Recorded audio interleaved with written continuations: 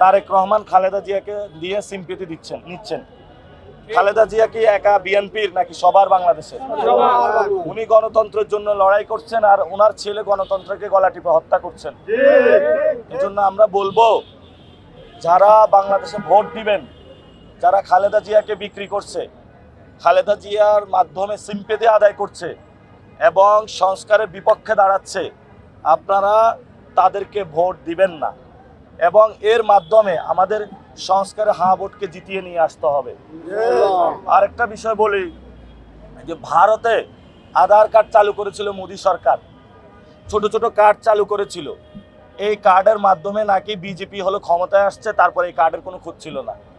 তো বাংলাদেশের মানুষকে আহ্বান জানাবো, বিএনপি যে কার্ডটা দেওয়ার চেষ্টা করছে, ফ্যামিলি কার্ড, কৃষক কার্ড, এই কার্ডের মাধ্যমে বলা হয়ে যে তাকে এটিএম কার্ড থেকে এটিএমের মাধ্যমে হলে 10 থেকে 15,000 টাকা তুলতে পারবে।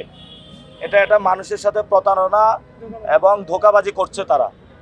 এবং এই কার্ডের অধীনে বিএনপির মধ্যে আওয়ামী লীগের অনেক লোক অনুপ্রবেশ করেছে।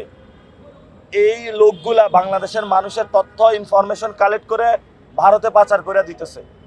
এবং এই কার্ডের যে প্রজেক্টটা, এটা একটা ইন্ডিয়ান প্রজেক্ট।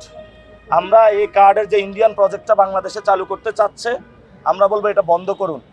জনগণের যদি সেবা করতে হয়, সেটা ভারতের সাথে আতাত করে নয়, বাংলাদেশের মানুষের মধ্যে থেকে বাংলাদেশের মানুষের হয়ে সেবা করতে হবে।